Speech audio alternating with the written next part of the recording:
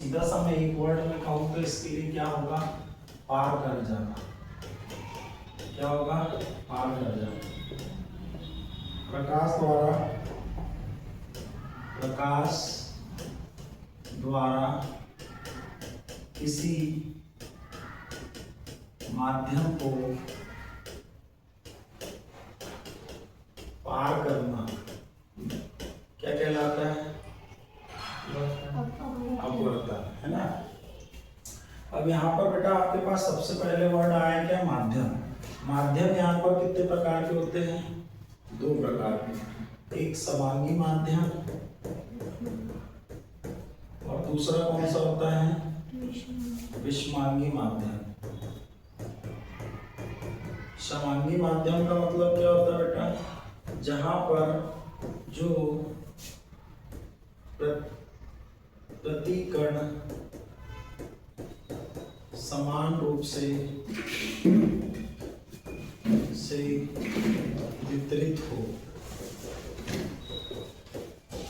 समान रूप से वितरित होने का मतलब मैंने यहाँ यदि एक क्यूब बनाया,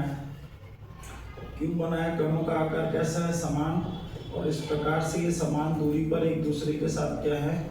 वितरित है। एक दूसरे से कैसे? समान दूरी पर क्या है? वितरित है। इसे अपन क्या कहेंगे? समांगी माध्यम। और विषमांगी माध्यम क्या होता है? जिसमें प्रतिकण असमान रूप से वितरित हो। क्या हो? वितरित हो। तो सबसे पहली बात समझनी है कि प्रकाश चलेगा किसमें? किसमें चलेगा? प्रकाश किसमें चलेगा? समांगी माध्यम। किसमें चलेगा? प्रकाश द्वारा। मतलब इधर भी सर क्या होगा? समांगी माध्यम, और इधर भी क्या होगा? समांगी माध्यम, और यहाँ पर भी क्या होगा? समांगी माध्यम। अब समांगी माध्यम में अपन कोई दो माध्यम चूज करना है, क्योंकि प्रकाश द्वारा एक माध्यम से किसमें जाएगा? किसी एक माध्यम को पार कर रहा है। इसका मतलब क्या होगा? किसी एक माध्यम को पार कर रहा है मतलब क्या होगा? यदि मैं बोलूं नदी को पार करूं, तो नदी को पार करके मैं कहाँ जाऊंगा? भूमि पर। कहाँ जाऊंगा? भूमि पर। तो इसी प्रकार यदि प्रकाश किसी एक माध्यम को पूरी तरीके से पार कर ले रहा है, इसका मतलब क्या हुआ? कि वो किसी दूसरे माध्यम में प्रवेश करेगा, है ना। आई क्या बात समझ में? तो मैंने इधर कौन सा समांगी माध्यम ले लिया बेटा? वायु। कौन सा ले लिया? वायु। और यहाँ पर कौन सा समांगी माध्यम ले लिया? कांच। तो ये कौन सा माध्यम है? कांच। और कांच से फिर बाहर निकलेगी तो फिर क्या हो जाएगी? वायु। क्या हो जाएगी? वायु। पॉइंट क्लियर हुए क्या यहाँ पर? चलो, मैंने बोला कि वायु कैसा माध्यम है बेटा? विरल। और कांच कैसा माध्यम है? सघन। सघन क्यों कह रहे हैं? क्योंकि यहाँ पर आयतन में जो प्रति कण उपस्थित है उनकी संख्या कम है, और उतने ही आयतन में यहाँ प्रतिकणों की संख्या ज्यादा है ना। तो यहाँ पर समांगी माध्यम को अपन दो तरीके से पढ़ रहे हैं। एक कौन सा हो गया? विरल, और दूसरा कौन सा हो गया सर? सघन, है ना। विरल माध्यम का मतलब क्या होता है? जब समान आयतन में कणों की संख्या कैसी होगी? कम होगी। और यहाँ पर समान आयतन में कणों की संख्या ज्यादा होगी। कणों की संख्या ज्यादा होगी, है ना। अब मैं बात करूं बेटा वायु में कणों की संख्या, मैंने बोला एक मीटर क्यूब मतलब एक ऐसा मैंने क्यूब बनाया, है ना। इसमें पहले मैंने भरी गैस, तो गैस के कणों की संख्या ज्यादा होगी या कम? यदि मैं इसमें क्या भर दूं? द्रव। किसकी ज्यादा होगी? द्रव की ज्यादा होगी, गैस की ज्यादा होगी? कणों की संख्या किसमें ज्यादा होगी? द्रव की। क्यों? क्योंकि द्रव के कण गैस की तुलना में पास होते हैं। कैसे होते हैं? पास। फिर यहीं पर मैंने बोल दिया कि मैंने ठोस भर दिया इसमें, तो ठोस के कण किसी द्रव की तुलना में और ज्यादा पास होते हैं। तो सबसे सघन माध्यम कौन सा हो जाएगा? ठोस। और सबसे विरल कौन सा हो जाएगा? यदि गैस की तुलना में द्रव की बात करें तो द्रव गैस की तुलना में कैसा माध्यम हो गया? सघन। ठोस द्रव की तुलना में कैसा माध्यम हो गया? और सघन, है ना। अब यहाँ पर वायु है और यहाँ कांच है, तो कांच किसका रूप है? ठोस का। और वायु किसका रूप है? गैस का। तो यहाँ पर कोई प्रकाश किरण कहाँ से आ रही है? विरल माध्यम से। कहाँ आ रही है? सघन माध्यम। आई क्या बात समझ में? मैंने कहा जब कोई प्रकाश किरण इस प्रकार कहाँ पर आपतित हो रही है? विरल माध्यम से सघन माध्यम में प्रवेश करती है। जो किरण प्रवेश कर रही है उसको अपन क्या कहेंगे? आपतित किरण। क्या कहेंगे? आपतित किरण, है ना। इसको बोलते हैं इंसिडेंट रे। क्या बोलते हैं? Incident ray. और यहाँ पर मैंने क्या खींचा? एक अभिलंब। क्या खींचा? अभिलंब। अभिलंब हमेशा किस पर खींचा जाता है? जो आपतित किरण पृष्ठ के जिस बिंदु पर टकराती है, इस बिंदु को क्या कहा जाता है? आपतन बिंदु। क्या कहा जाता है? आपतन बिंदु, इस इंसिडेंट पॉइंट। क्या कहा जाता है? आपतन बिंदु, इंसिडेंट पॉइंट, है ना। तो जब ये प्रकाश किरण आपतित होती है और विरल माध्यम से किसमें प्रवेश करती है? सघन माध्यम। किसमें प्रवेश करती है? सघन माध्यम में। तो इसका पाथ कैसा होना चाहिए? इस प्रकार सीधा। कैसा होना चाहिए? इस प्रकार सीधा होना चाहिए। परंतु हम देखते हैं कि सर ये किधर की ओर झुक जाती है? अभिलंब की ओर झुक जाती है। अभिलंब की ओर झुक जाती है। तो ये कौन सी किरण होगी सर? अपवर्तित किरण। कौन सी हो गई? अपवर्तित किरण, है ना। अपवर्तित किरण। तो जब कोई प्रकाश किरण विरल माध्यम से सघन माध्यम में प्रवेश करती है तो वो क्या होती है? अभिलंब की अभिलंब की ओर झुक जाती है। तो यहाँ पर आपतन किरण, आपतित किरण और अभिलंब, ये क्या है आपका? अभिलंब। इसके बीच बड़ा कोण क्या कहलाता है? आपतन कोण। क्या कहलाता है? आपतन कोण, इंसिडेंट एंगल। क्या कहलाता है? आपतन कोण या इंसिडेंट एंगल। और अभिलंब और अपवर्तित किरण के बीच बना कोण क्या कहलाता है? अपवर्तन कोण। क्या कहलाता है? अपवर्तन कोण। इसको बोलते हैं रिफ्रैक्शन एंगल। क्या बोलते हैं? Refraction angle. आई क्या बात समझ में? यहाँ पर पॉइंट क्लियर हुआ क्या? क्लियर। तो अपवर्तन की घटना को कैसे एक्सप्लेन करोगे? जब प्रकाश किसी विरल समांगी माध्यम से सघन समांगी माध्यम में प्रवेश करता है तो वह अपने मार्ग से क्या हो जाएगा? विचलित, है ना। तो इसको सीधी सी घटना, अब जैसे मैंने बोला इसको यदि मैं बाहर निकालूं, इसको बाहर निकालूं तो इधर कैसा हो गया? आप सघन माध्यम, और इधर कैसा हो गया? विरल माध्यम। अब एक ही स्थिति में ये अपवर्तित किरण अब कैसी हो गई? आपतित किरण। और जब बाहर निकलेगी तो वो अपवर्तित। तो मैं यदि यहाँ पर बनाऊं इस तरीके से, है ना, तो ये अभिलंब से क्या हो जाएगी? दूर हट जाएगी। मैं अभी इसमें यहाँ पर नहीं ले रहा, नहीं तो इसमें कंफ्यूजन आ जाएगा आपको। क्लियर हुई क्या बात? तो अपवर्तन की घटना को कैसे एक्सप्लेन करेंगे हम? सर जब कोई प्रकाश किरण किसी एक माध्यम से दूसरे माध्यम में प्रवेश करती है तो वह अपने मार्ग से विचलित हो जाती है। प्रकाश की यह घटना क्या कहलाती है? प्रकाश का अपवर्तन कहलाती है। पॉइंट क्लियर हो गया? पक्का? चलो दूसरा पॉइंट यहाँ पर बात कर रहे हैं अपन किसकी? प्रकाश के अपवर्तन के नियम। किसकी बात कर रहे हैं? प्रकाश के अपवर्तन के नियम की। तो प्रकाश के अपवर्तन के नियम क्या होते हैं भाई? सबसे पहले मैंने बोला यहीं पर देखो, आपतित किरण आपतन बिंदु पर खींचा गया अभिलंब और अपवर्तित किरण तीनों किस पर स्थित होंगे? एक ही तल पर स्थित होंगे। तीनों किस पर स्थित होंगे? एक ही तल पर। मैंने बोला आपतित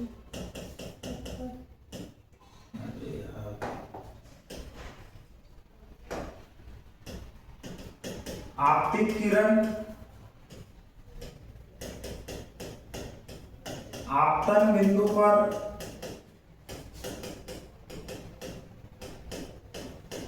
अभिलंब व अपवर्तित किरण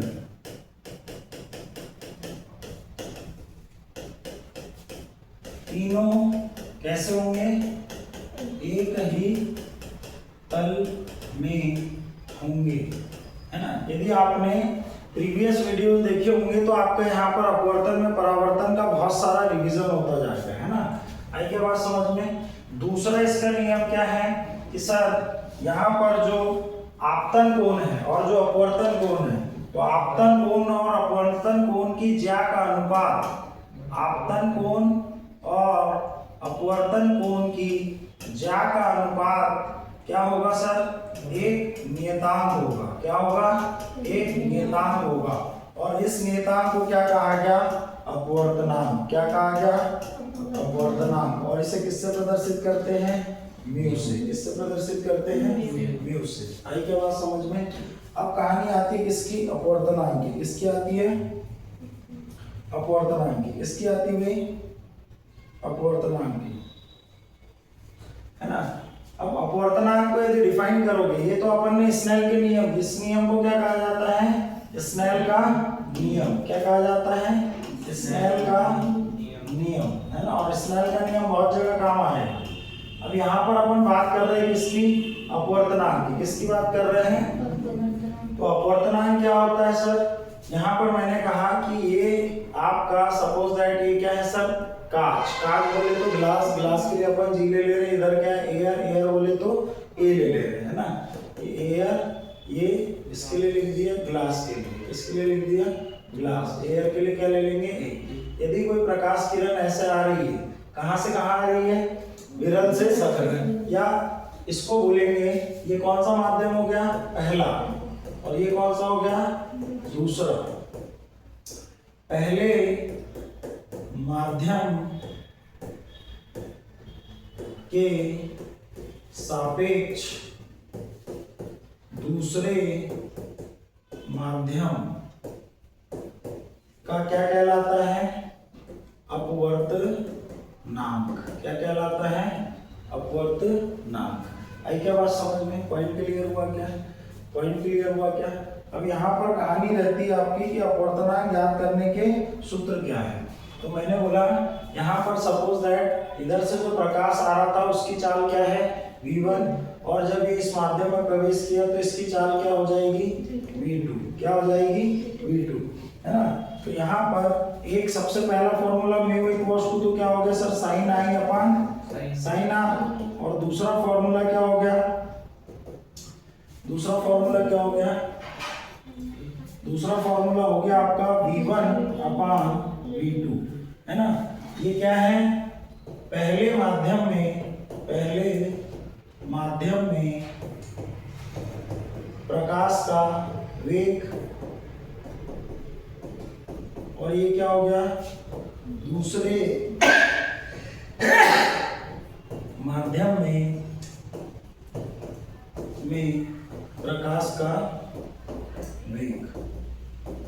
आई क्या बात समझ में, पहले माध्यम में और दूसरे माध्यम में प्रकाश का वेग। अभी क्रांतिक कोण पढ़ेंगे तो वहां एक और फॉर्मूला आएगा, v equals to 1 upon sin c।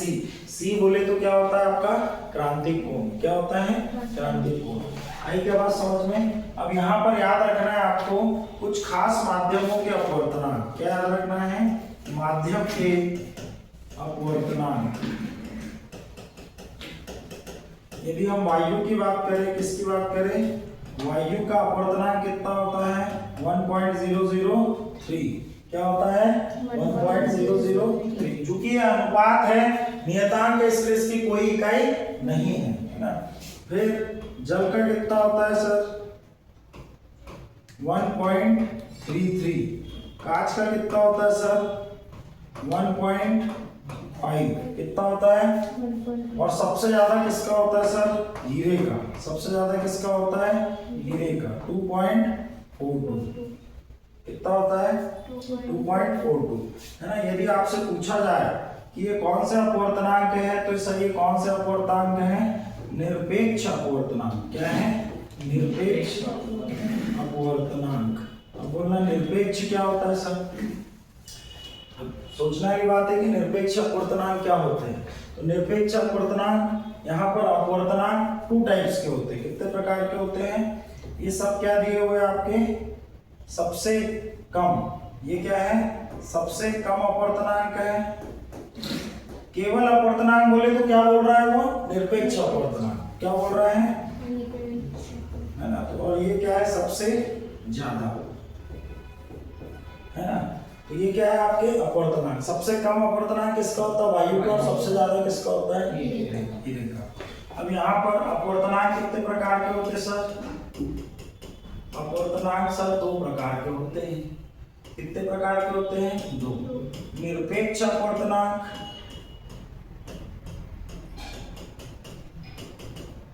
और कौन सा होगा? सापेक्ष अपवर्तनांक।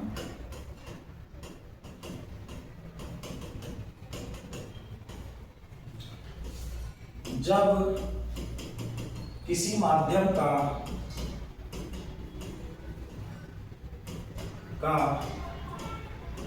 अपवर्तनांक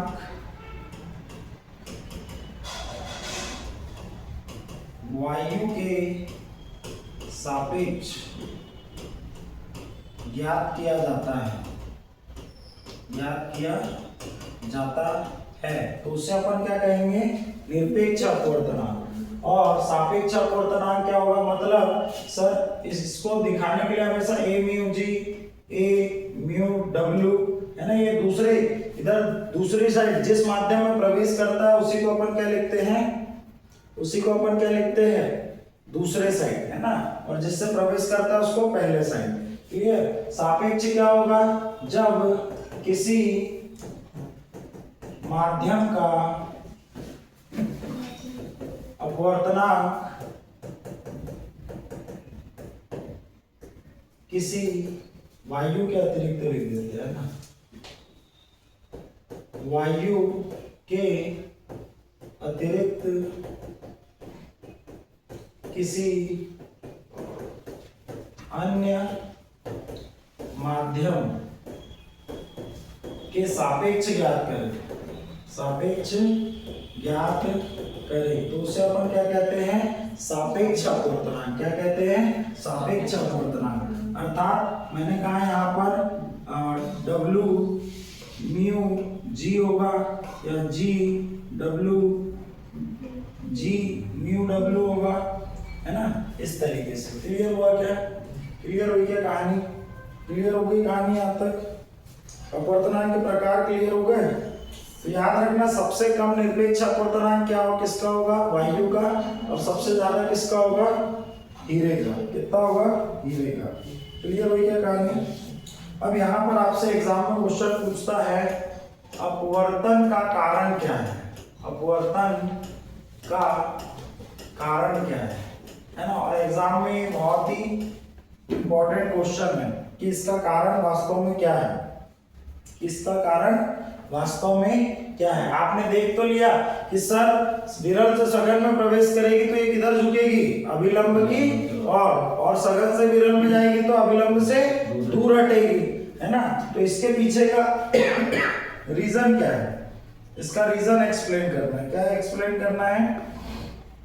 रीजन है ना। कहने का मतलब यदि मैंने यहाँ पर एक पृष्ठ बनाया है ना, मैंने बोला इधर कौन सा माध्यम है सर? विरल। और इधर कौन सा माध्यम है? सघन। इधर कौन सा माध्यम है? विरल। और इधर कौन सा है? सघन। मैंने बोला इधर वायु ले लिया हमने। क्या ले ली? वायु। और इधर क्या ले लिया? कांच। क्या ले लिया? कांच। मैंने बोला ये प्रकाश किरण आपतित हुई आपतित या नहीं हो गई? ये आपतित किरण हो गई। मैंने बोला इस पर मैंने एक अभिलंब खींच दिया। एक खींच दिया अभिलंब। अब इसको जाना चाहिए था कैसे? सीधा। परंतु ये किधर झुक गई? इधर की तरफ है ना। तो ये हो गया आपका आई और ये हो गया आपका आर। अब आपको पता है सर स्नेल के नियम से क्या होगा sir? Mu a g equals to क्या हो जाएगा? साइन आई अपॉन साइन आर। होगा या नहीं होगा? ठीक। ये इक्वेशन नंबर फर्स्ट। मैंने कहा बेटा कि यदि आपतित किरण का वेग प्रकाश में वायु में, आपतित किरण का वेग वायु में क्या था? Va। और ग्लास में क्या हो जाए? इसका Vg। क्या हो जाए? Vg। तो आपको पता है कि अपवर्तनांक क्या निकलेगा? Ag equals to Va upon Vg। होगा या नहीं होगा? ये इक्वेशन नंबर 2। Equation number 2। भाई हमने यहाँ पर बोल तो रहे कि ये यहाँ पर इस प्रकार से यहाँ पर ये झुक रही है या दूर जा रही है, परंतु ऐसा हो क्यों रहा है इसका तथ्यात्मक प्रमाण हम देना है ना, तो वही अपने को कारण एक्सप्लेन करना है। तो यहाँ पर समीकरण 1 और 2 से, समीकरण 1 व समीकरण 2 से क्या हो जाएगा, समीकरण 1 व 2 से क्या हो जाएगा, फटाक से बताओ। समीकरण 1 और 2 में आपका लेफ्ट हैंड साइड इक्वल है या नहीं है, तो यहाँ क्या आ जाएगा sine i upon sine r equals to क्या आ जाएगा बी अपान जी। ये आएगा या नहीं आएगा। अब चूंकि यहाँ पर मैं मान के चलूं कि साइन आई और साइन आर बहुत छोटे कोण हैं, तो इसको मैं सीधा डायरेक्ट क्या ले सकता हूँ, I upon R equals to V upon V G. क्या लिख सकता हूँ, I upon R equals to V upon V जी।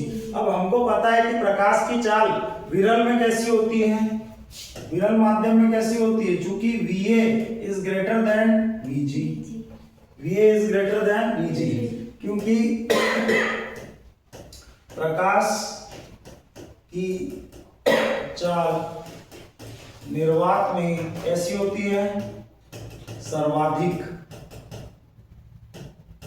जबकि ठोस में कैसी होती है, न्यूनतम।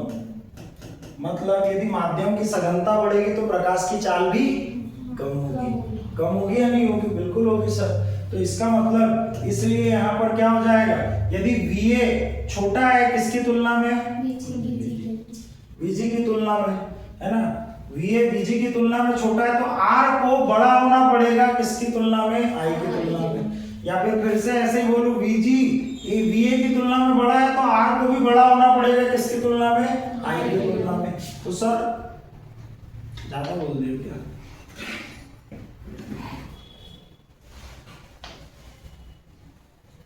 R क्या हो जाएगा, बड़ा, सॉरी उल्टा बोल दिया मैंने ना, उल्टा बोल दिया। यहाँ पर प्रकाश निर्वात में ज्यादा है ना, तो आपका VA बड़ा होगा किससे, VG से, तो I को भी बड़ा होना पड़ेगा किससे, R से, I को भी बड़ा होना पड़ेगा किससे, R से। तो यदि I R से बड़ा है तो सीधी सी बात है कि इस अभिलंब से ये क्या हो जाएगी, झुक जाएगी, अभिलंब से झुक जाएगी, अभिलंब की और झुक जाएगी। पॉइंट क्लियर हुआ क्या। तो यही आपका क्या, अपवर्तन का कारण। तो यहाँ पर यदि आपसे अपवर्तन का कारण पूछे तो आपको ये प्रमाण लिख देना है, साथ में ये लिख देना, आपके नोट्स में शायद ये वाली बात नहीं लिखी होगी तो लिख लेना। और यहाँ पर बताना है चूंकि क्या, निर्वात में प्रकाश की चाल किसकी तुलना में, कांच में वायु में प्रकाश की चाल, कांच में प्रकाश की चाल की तुलना में अधिक होती है, इसलिए यहाँ पर जो आपतन कोण का मान है वो किससे, अपवर्तन कोण से कैसा होना चाहिए, ज्यादा होना चाहिए, है ना। इसलिए यहाँ पर जो प्रकाश किरण है वो किधर झुक जाएगी, सघन माध्यम में अभिलंब की ओर, और यदि विरल माध्यम में निकलती है तो वो अभिलंब से दूर हट जाएगी। तो ये किसका कारण हो गया, अपवर्तन का कारण। चलो नेक्स्ट, प्रकाश की उत्क्रमणीयता का सिद्धांत क्या है, प्रकाश की उत्क्रमणीयता का सिद्धांत, प्रकाश की उत्क्रमणीयता का सिद्धांत क्या होता है, प्रकाश की उत्क्रमणीयता, उत्क्रमणीयता का मतलब अपने को समझना है, यहाँ पर क्या समझना है, मतलब पॉइंट क्लियर हुआ क्या। उत्क्रमणीयता का मतलब क्या होता है, उल्टा, व्युत्क्रम, है ना। अब यहाँ पर समझते हैं अपन, मैंने बोला फिर से, मैंने यहाँ पर क्या लिया बेटा, एक अपवर्तक पृष्ठ, क्या लिया है, अपवर्तक पृष्ठ, क्या लिया है, अपवर्तक पृष्ठ, और मैंने बोला इधर क्या ले लिया, एयर, और इधर क्या ले लिया, ग्लास, और मैंने बोला यहाँ से कोई प्रकाश किरण आई, आपतित हुई, यहाँ पर मैंने एक अभिलंब खींच दिया, क्या खींच दिया, और ये प्रकाश किरण को जाना था ऐसे सीधे, परंतु ये गई कैसे, इधर की ओर मुड़ गई, इधर की ओर मुड़ गई। पॉइंट क्लियर हुआ यहाँ तक। ये क्या हो गया सर, आपतन कोण, ये क्या हो गया सर, अपवर्तन कोण, ये क्या हो गई, आपतित किरण, ये क्या हो गई, परावर्तित किरण। और यदि मैंने यहाँ पर इसके लंबवत क्या रख दिया, एक समतल दर्पण, क्या रख दिया, समतल दर्पण, तो ये जिस मार्ग से आई थी उसी मार्ग से क्या हो जाएगी, वापस लौट जाएगी। जैसे आई थी उसी मार्ग से वापस लौट जाएगी। आई क्या बात समझ में? पॉइंट यहाँ तक क्लियर हुआ क्या? चलो अब मैं बोलूं कि यहाँ पर वायु से कांच में जाने पर अपवर्तनांक क्या हो जाएगा, क्या हो जाएगा भाई, फटाक से बताओ। तो मैंने बोला सर किधर से किधर जा रही है, एयर से किधर जा रही है, ग्लास में। एयर से किधर जा रही है, ग्लास में। और एयर में इसका आपतन कोण कितना है, आई, तो इसका क्या हो जाएगा, साइन आई। और मैंने बोला इधर आपका अपवर्तन हो रहा है ग्लास में, तो ग्लास में इसका अपवर्तन कोण कितना हो जाएगा, साइन आर। आई क्या आता है समझ में? क्लियर? चलो मैंने बोला ये हो गया समीकरण नंबर 1। फिर दूसरा मैंने बोला कि अब यहाँ पर जैसे दर्पण लगा है तो ये ग्लास में आपतित किरण बन गई और इधर क्या बन गई, अपवर्तन किरण। तो अब मैं यहाँ पर कहां से कहां भेज रहा हूं, कांच से वायु में जाने पर अपवर्तनांक क्या हो जाएगा बेटा, क्या हो जाएगा? तो सर अब रोटेट हो जाएगा, जी से कहां जा रही है, ए में। कहां से जा रही है, ए में। तो ये हो जाएगा आपका। अब यहाँ पर क्या हो जाएगा सर, अब आपका आपतन कोण क्या हो गया सर, साइन आर, और अपवर्तन कोण क्या हो गया, साइन आई, है ना। ये इक्वेशन नंबर 2, सॉरी आई, क्या हो गया, आई। समीकरण 1 और 2 का क्या कर दो, 1 गुना समीकरण 2 करने पर तो क्या हो जाएगा, a mu G into G mu A equals to क्या आ जाएगा, sine I upon sine R into sine R upon sine I, है ना। साइन आर से साइन आर के, साइन आई से साइन आई के, यहाँ क्या आ गया, a mu G into G mu A equals to 1, और यहाँ पर a mu G equals to 1 upon G mu A. Clear? तो ये हो गया सिद्ध कि यहाँ पर प्रकाश कैसा होता है, प्रकाश कैसा होता है, जिस माध्यम से आया है और जिस माध्यम में प्रवेश करके गुजरा है, यदि उसी माध्यम से उसको लौटा दिया जाए तो ये दोनों के अपवर्तनांक, एयर टू ग्लास का अपवर्तनांक ग्लास टू एयर के अपवर्तनांक का व्युत्क्रमानुपाती होता है। पॉइंट क्लियर हुआ क्या? पॉइंट क्लियर हुआ। इसका सीधा सा मतलब ये है कि एक माध्यम से दूसरे माध्यम में यदि आ रही है और एक मिरर लगा दिया जाए, उसको यदि उसी माध्यम से वापस भेजा जाए तो वो उसी मार्ग से लौटेगी जिस मार्ग से वो आई थी। पॉइंट क्लियर हुआ?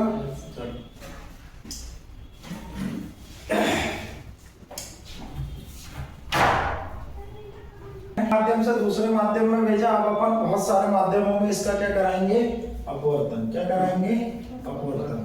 तो यहाँ पर विभिन्न माध्यमों में प्रकाश का अपवर्तन, विभिन्न माध्यमों में प्रकाश का अपवर्तन कैसे कराएंगे? पानी लाना है। एक माध्यम ये हो गया, दूसरा माध्यम ये, और एक और माध्यम बना लेते हैं ना।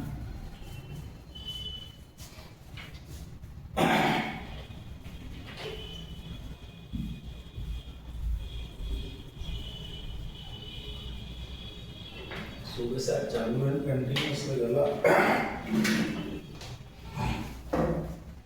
चलो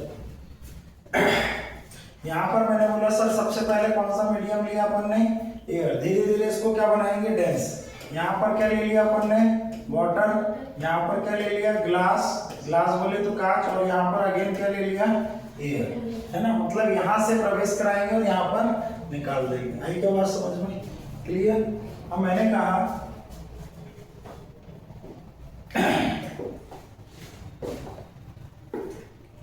चलो मैंने कहा इस तरीके से ये क्या हुई, आपतित हुई।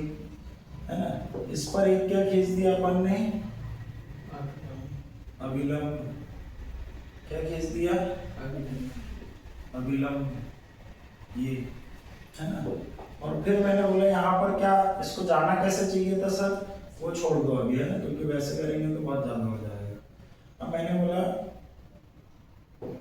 यहाँ पर ये क्या हो जाएगी, अभिलंब की और झुक जाएगी। किधर झुक जाएगी, अभिलंब की ओर, क्योंकि ये विरल है, विरल से कहा है सघन में, तो अभिलंब की और झुक गई। फिर मैंने इस पर क्या खींचा बेटा, अभिलंब। क्या खींचा मैंने इस पर, अभिलंब, ये खींच दिया अभिलंब। फिर मैंने बोला अगेन ये कहाँ जाएगी, अब अगेन कहाँ झुक जाएगी, अभिलंब की और झुक गई।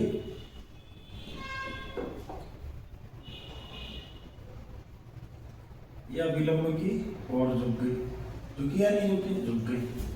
अब मैंने कहा कि अब यहाँ पर यदि क्या खींचा जाए, क्या खींचा जाए, अभिलंब। तो अब यहाँ पर ये सघन से कहाँ निकल रही है, विरल में। सघन से कहाँ निकल रही है, विरल में। तो ये किधर चल जाएगी, अभिलंब से दूर।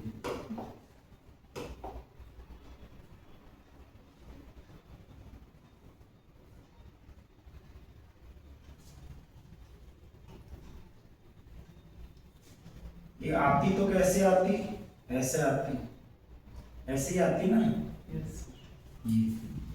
क्लियर, यहाँ तक पॉइंट क्लियर हुए का।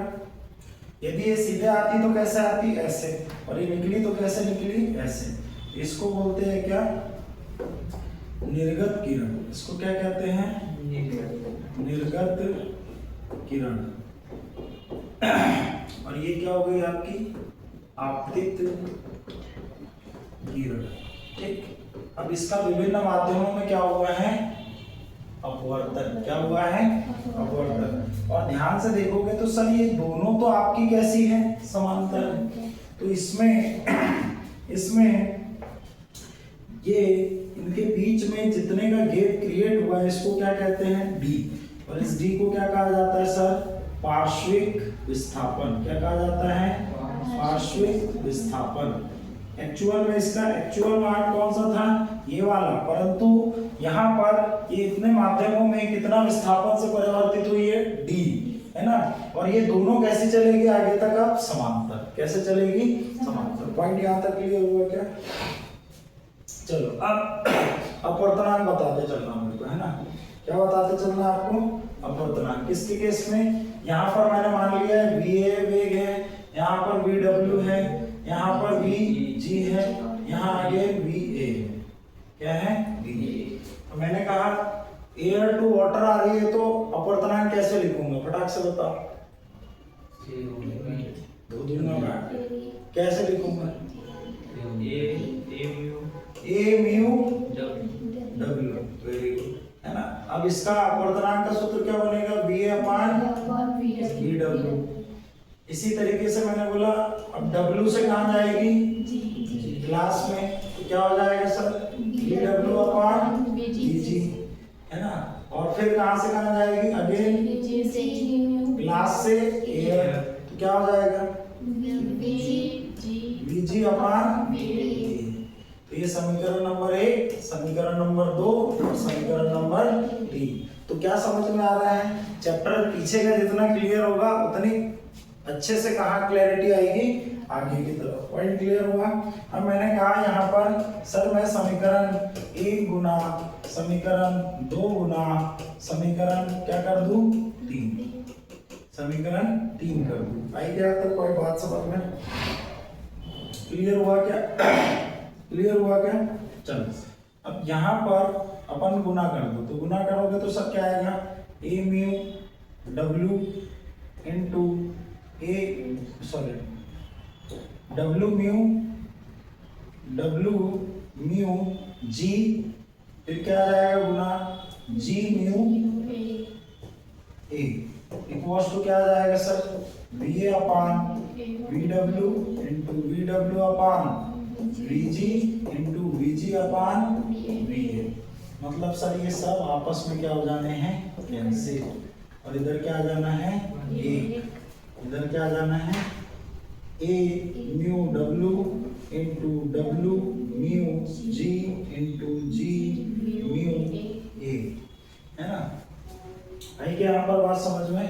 और मैंने कहा कि यहाँ मैंने क्या ले लिया, W म्यू G, क्या ले लिया, W म्यू G। और इधर मैंने इसका क्या कर दिया, पक्षांतर। क्या कर दिया, पक्षांतर, है ना। इधर इसका पक्षांतर किया तो क्या आएगा, 1/A mu W into G mu A। क्या आ जाएगा, A mu W upon G mu A। क्या आ जाएगा, A mu W upon G mu A, है ना। अब हमको चूंकि पिछले सिनेरियो से पता है कि सर यदि G म्यू A है तो ये क्या हो जाएगा, 1/A म्यू G, है ना। अब इसी को मैं थोड़ा सा दूसरे तरीके से लिखता हूँ, जो पीछे रिजल्ट निकाला था। पीछे क्या निकाला था sir, A mu G equals to क्या हो जाएगा सर, 1/G म्यू A, है ना। पीछे यही निकाला था आपने, देख लो, A निकाला था, A mu G equals to G mu A, है ना। तो यहाँ पर ये वैल्यू पुट कर दोगे, तो यहाँ पर पुट करोगे तो क्या आ जाएगा सर, पुट क्या कर दोगे तो क्या आ जाएगा, यहाँ पर ये पुट करोगे तो क्या आ जाएगा, A म्यू G कहाँ चला जाएगा, ऊपर, है ना। और A म्यू W क्या आ जाएगा, A म्यू W। ये क्या निकल गया, ये क्या निकल गया आपका। तो यहाँ पर पूछा जाएगा आपसे, दो निरपेक्ष अपवर्तनांकों का अनुपात क्या होता है, सदैव एक सापेक्ष अपवर्तनांक। क्या होता है, सापेक्ष अपवर्तनांक। अब तुमको पढ़ते आ रहा कि नहीं पढ़ते आना, पढ़ते आ रहा कि नहीं। मैं बोलूं कि इसमें किसका अपवर्तनांक दिया हुआ है, जी का है कि बोले ग्लास का है कि वाटर का है, हाँ किसका है, ग्लास का है। कितने लोग बोल रहे हैं ग्लास का है, वाटर का है। बेगानी साधु में अब्दुल्ला दीवाना वाटर बन गया है ना। ये ग्लास का है, क्या लिखवा है पीछे, यही छोटी छोटी चीजें तो तुम्हारा कॉन्सेप्ट वीक करती है। क्या लिखवा है यहाँ पीछे, यहाँ ध्यान से देखो, पहले माध्यम के सापेक्ष दूसरे माध्यम का अपवर्तनांक। आई क्या बात समझ में, पहले माध्यम के सापेक्ष दूसरे माध्यम का अपवर्तनांक। मतलब जहां पर भी मैंने बताया दूसरा लिखा हुआ है, मतलब वो किसका अपवर्तनांक है, दूसरे वाले का। यहाँ किसका अपवर्तनांक है, ग्लास का। यहाँ किसका अपवर्तनांक है, वाटर का। यहाँ किसका है, यहाँ ग्लास का किसके सापेक्ष है, यहाँ वाटर का किसके सापेक्ष है। तो यहाँ बताओ पढ़कर, यहाँ किसका किसके सापेक्ष क्या क्या है। ये किसका अपवर्तनांक है, किसके सापेक्ष, ये किसका अपवर्तनांक है, किसके सापेक्ष, एयर के सापेक्ष। ये किसका अपवर्तनांक है, किसके सापेक्ष, हाँ। तो जब भी कभी अपन किसी का अपवर्तनांक वायु के सापेक्ष, एयर के सापेक्ष निकाले तो उसको क्या कहा जाता है, निरपेक्ष अपवर्तनांक। मतलब सर सापेक्ष अपवर्तनांक दो निरपेक्ष अपवर्तनांकों का क्या होगा, अनुपात। क्या होगा, अनुपात। आई क्या बात समझ में। और जो ऊपर होगा उसी का क्या निकलेगा, अपवर्तनांक। आई क्या बात समझ में, आई क्या बात समझ में, पॉइंट क्लियर हुआ। चलो तो मैं पूछूं आपसे, इसकी वैल्यू कितनी आएगी। यदि मैंने दे दिया आपको ग्लास का अपवर्तनांक 1.5 और वाटर का दे दिया मैंने 1.33, भाग देने में समस्या होगी। एक से तो ज्यादा ही आएगा। आई क्या बात समझ में, क्लियर। यहां तक कहानी क्लियर हो गई, हो जाएगा यहां तक। चलो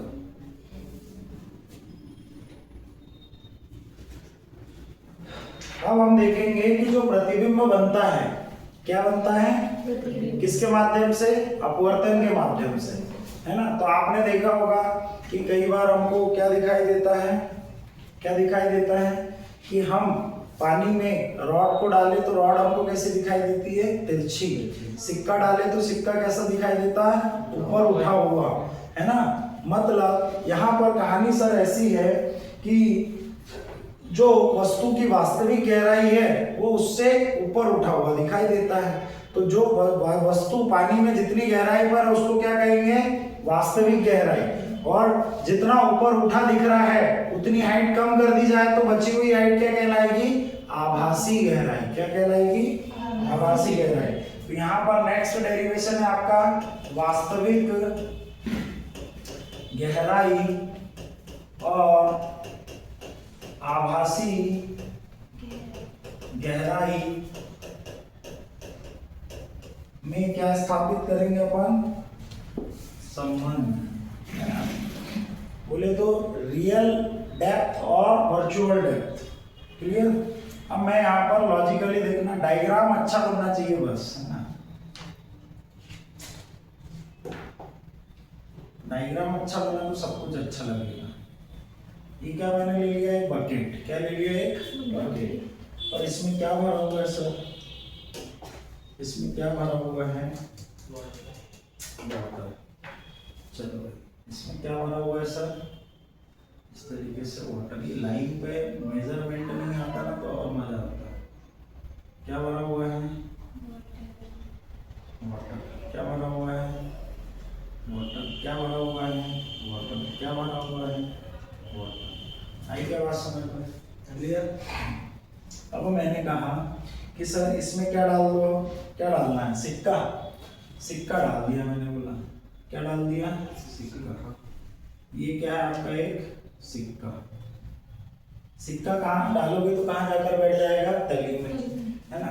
ये इसकी यहाँ से क्या हो गई, वास्तविक गहराई। ये क्या हो गई, इसकी वास्तविक गहराई। और इसको अपन क्या ले रहे हैं, एच। क्या ले रहे हैं, एच, है ना। परंतु आप प्रकाश के अपवर्तन के कारण ये आपको कहाँ दिखाई दे रहा है, यहाँ पर। कहाँ दिखाई दे रहा है, यहाँ पर। कहाँ दिखाई दे रहा है, यहाँ पर। तो यहाँ से यहाँ तक की इसकी क्या हो गई, ये आभासी गहराई। क्या हो गई, ये आभासी गहराई। एच क्या है सर, वास्तविक गहराई। और एच डैश क्या हो गई सर, आभासी गहराई, है ना। टाइम लगे तो लगे पर समझ में आना चाहिए। पॉइंट क्लियर हो गया, यहाँ तक कहानी क्लियर हुई क्या। चलो अब मैंने बोला कि कभी भी अपवर्तन या कोई चीज आप देख रहे हो तो उसमें होता क्या है, हमेशा वस्तु से क्या चलेगी, प्रकाश किरण। तो अब मैंने बोला यहाँ से वस्तु से चला दो प्रकाश किरण। कहाँ से चला रहे सर हम, वस्तु से चला रहे। तो वस्तु से मैंने चलाई प्रकाश किरण इस प्रकार, यहाँ से चली सर। अरे ये तो वाइट ही आ गया, पीछे वाला चेंज हुआ क्या। ये वस्तु से चला दी मैंने क्या, प्रकाश किरण। ये गई यहाँ पर। अब यहाँ पर गई तो ये सघन माध्यम से कहाँ जा रही है सर, कहाँ जा रही है, विरल माध्यम में। अब यहाँ भी अपन क्या खींचेंगे, एक अभिलंब। क्या खींचेंगे, अभिलंब। ये खींच दिया अपन ने क्या सर, अभिलंब। अब मैं आपसे पूछ रहा हूँ कि इसका मार्ग ऐसा सीधा है। अब ये विरल से कहाँ जा रही है, सघन में। सॉरी, सघन से कहाँ जा रही है, विरल में। ये कौन सा माध्यम हो गया सर, सघन माध्यम। ये कौन सा माध्यम हो गया सर, सघन। और इधर क्या हो गया सर, विरल, है ना। इधर क्या हो गया सर, विरल।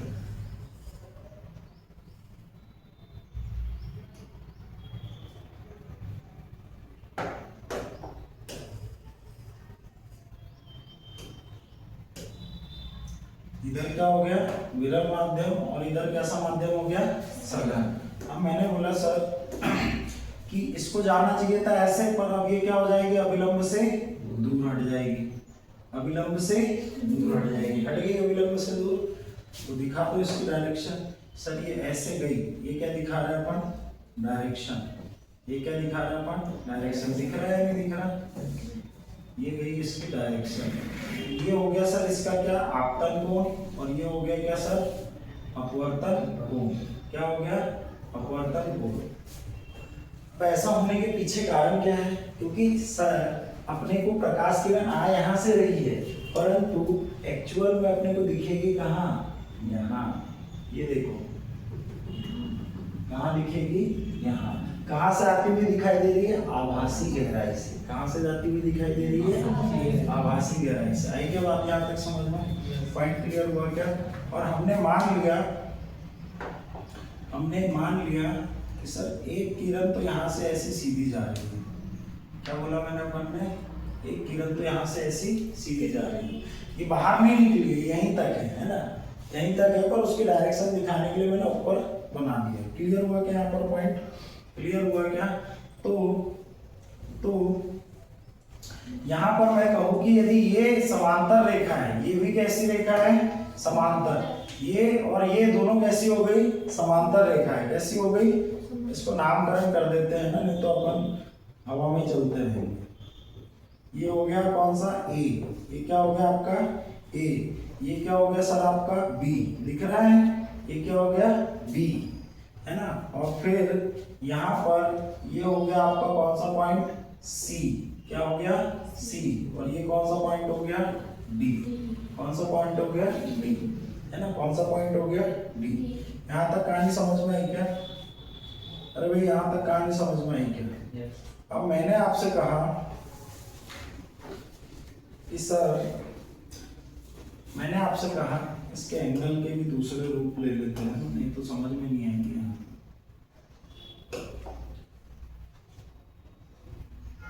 ये एंगल समझ में आ रहा है कौन सा है, आई, और ये एंगल समझ में आ रहा है कौन सा है, आर। मैंने बोला बेटा ये दोनों कैसी रेखा है, समांतर। कैसी रेखा है, यहाँ ज्योमेट्री लगेगी, है ना। ये दोनों रेखाएं समांतर है।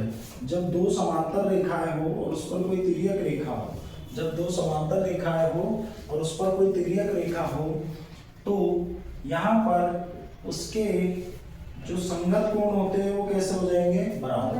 संगत कोण कैसे हो जाएंगे, तो मैंने बोला यदि यहाँ पर आपका आर बन रहा है, सर यहाँ पर भी तो क्या बनेगा, आर। मैंने बोला यहाँ पर सर आई बन रहा है, तो यहाँ पर भी क्या बनेगा, आई। क्या बात समझ में, यहाँ तक पॉइंट क्लियर हुआ क्या। और हम मान कर चलते हैं कि सर इस वाटर का जो तल है वो समतल ना होकर थोड़ा सा कर्ड फॉर्म में। कैसा है, कर्ड फॉर्म में। कैसा है, कर्ड फॉर्म में। कर्ड फॉर्म में होने का मतलब ये एक त्रिज्या के परिधि की तरह दिख रहा है ना, एक वृत्त की परिधि की तरह। ऐसा क्यों होता है, क्योंकि पानी में, जल में क्या होता है, पृष्ठ तनाव का गुण होता है। क्या होता है, पृष्ठ तनाव का गुण होता है। आई की बात समझ में यहाँ तक। तो ये अपने आप को सिकोड़ने का प्रयास करेगा। भाई जल की बूंद धरातल पर डालोगे तो क्या करेगी, अपने आप को सिकोड़ने का प्रयास करेगी, तो वो थोड़ा सा कर्ड फॉर्म में आ जाएगी। तो यहाँ पर इतनी कहानी समझ में आई क्या, डायग्राम अच्छे से क्लियर हो गया। अब कुछ नहीं बचा, ये डायग्राम समझ में आ गया। तो चलो अब देखते हैं ना, अब क्या कर रहे हैं अपन, गणना। क्या कर रहे हैं सर, गणना। सब चेंज हो गया ना, क्या कर रहे हैं सर, गणना, है ना। गणना में सबसे पहले अपना क्या आ जाएगा, म्यू। अपवर्तनांक क्या हो जाएगा, sine i upon sine r. क्या हो जाएगा, sine i upon sine r. अब चूंकि यहाँ पर ये बहुत छोटे कोण है, इसलिए म्यू इक्वल्स टू अपन क्या ले लेंगे, आई अपान आर। चूंकि यहाँ पर जो साइन आई और साइन आर है, ये कैसे हैं, बहुत छोटे कोण है। कैसे हैं, बहुत छोटे कोण है, इसीलिए अपन ने इसको क्या ले लिया, आई अपान आर। और ये इक्वेशन नंबर क्या दे दिया अपन ने इसको, फर्स्ट। पॉइंट क्लियर हुआ क्या। परंतु यदि देखोगे तो आई इक्वल्स टू क्या हो जाएगा, बताओ फटाक से। आई कहाँ है सर, यहाँ पर है। ये कौन सा त्रिभुज बन रहा है, त्रिभुज का नाम दे दे रहा हूं।